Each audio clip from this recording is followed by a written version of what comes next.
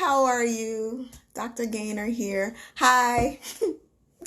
Happy Friday, everybody. I just wanted to come on for a few minutes just to tell you a little bit about an upcoming webinar that I have. So the webinar is called How to Be Okay with Not Being Okay. So let me give you a little bit of my inspiration behind this webinar. So it's the holiday season, and a lot of times we are expecting to be excited, right? We're expecting to be excited about the holidays, about everything coming up. And the truth is that doesn't always happen. There are a lot of times where we may actually be sad because of so many other life circumstances going on in our lives. So people have lost a lot of people during the holidays. Sometimes maybe there have been economic struggles, and with everything going on in the world, it can be a sad time. And so what I wanted to do is to create a space where we could talk about the times that are supposed to be happy that aren't. So I am having a live webinar on Sunday, December 6th.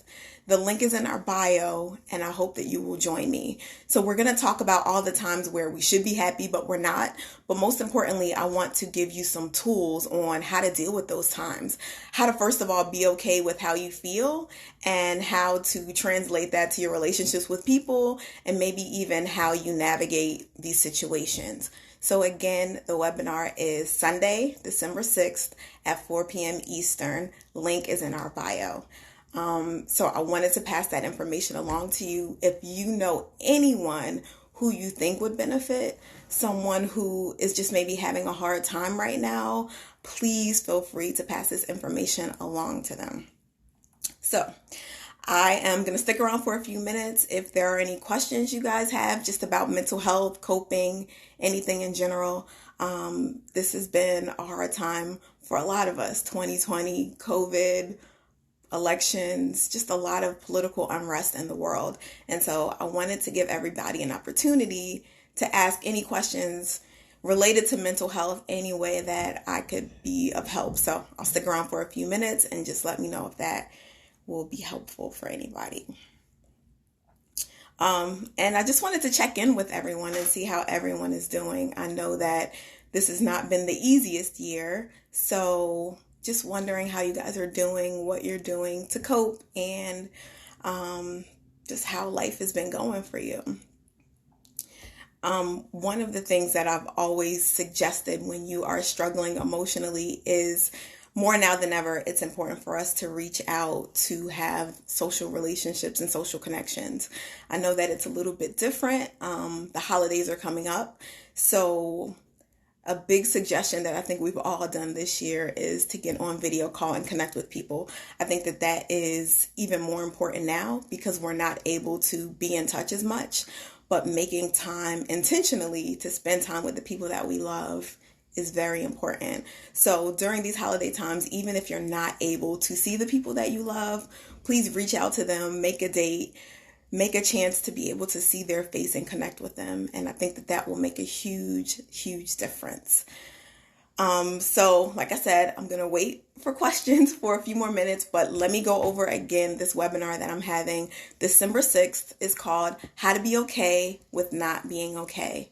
And basically we're talking about not just holidays, but celebrations, big events, parties, maybe times where people are having transitions, weddings. There are so many times where we are expected or feel obligated to be excited for whoever's around us or for what's going on, and that doesn't always happen. And so when you have those times, it's important to know that it's okay, know how to deal with your emotions, and also know some tools in order to help you through those times. So again, How to Be Okay with Not Being Okay, December 6th at 4 p.m. Eastern. The link is in our bio. And I will talk to you guys later. Just wanted to check in. Hope you are doing well. We're going to try to do these lives a little bit more often. So if you have any questions that we can answer offline, let us know. Send us a direct message, and I would be absolutely happy to answer your questions. Oh, okay. So we actually do have one question. So the question is, if you know someone suffering from depression and the CDC says don't get together for the holidays, how do you decide what to do? I think it's about safety first and foremost. So that's very important. And we are hearing a lot about not getting together. I think that once you put in the precautions, it's really a personal decision. So thinking about, has that person been safe? And the truth is, as I go through these, there is no perfect way to answer this question. Different people have different comfort levels. And the truth is, with all the uncertainty related to the virus, we cannot be 100% safe. We can do the best that we can, but we're still taking a risk. So I want you to remember that. What I would say is, think about the people who you would want to spend time with. Are they people who are being safe? Are they taking the right precautions? Are they wearing masks? Are they staying 6 feet apart? Are they having any symptoms? Maybe if you are considering spending time with them, can we get a COVID test? But really weighing the benefits and the disadvantages of that situation, I think, is important. But during the holiday season, it's also important to spend time with our loved ones. So if you are going to take that chance or you're considering it, I think it's important to consider all those things. Do the best you can to stay safe. But then we may be making some decisions about spending time with people. And I think that that's okay too. Just be the safest that you can. Honestly, I live in Georgia and I am going to be visiting my family, and I prayed a lot about it because I was nervous. Should I be doing this? This is not the safest time. I have an elderly grandmother, and so I'm going to make sure to wear a mask, and I probably am not going to come in close contact with her. I know who I'm going to be spending time with.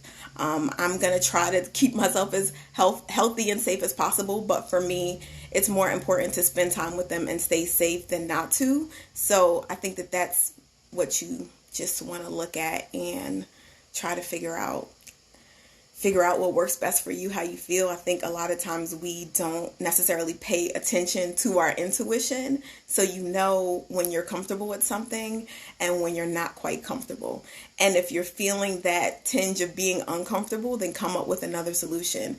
Is there a smaller party you can spend time with? Are you able to do it over video chat? Just figuring out what works for you and what you're most comfortable with. Because what you don't want to do is go into a situation, spending time with people, and you're completely uncomfortable and fearful the whole time, because that is not going to make the experience worthwhile. Then you will feel like maybe you shouldn't have taken that chance. So also assessing your comfort level would be important. I have another question. The best way to deal with a child who is feeling bogged down with what's going on but won't talk about it. Well, it's important for children to know how to deal with hard things and how to talk about it.